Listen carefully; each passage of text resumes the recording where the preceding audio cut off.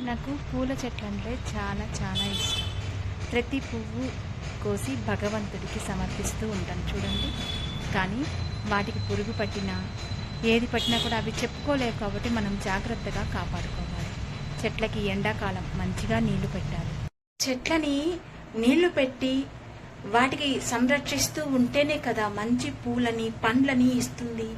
అలాగే మనిషి కూడా అంతే.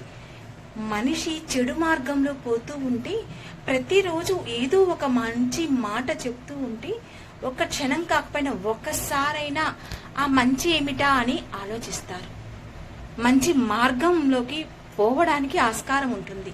చెడు అనే చెదలను తీసేస్తేనే కదా మంచి అనేది కనపడుతుంది. భగవంతుడు కూడా అంతే. నమ్మితే ఆయన ఏం చేస్తాడు?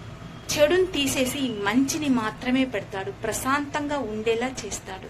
ఏమంటారు?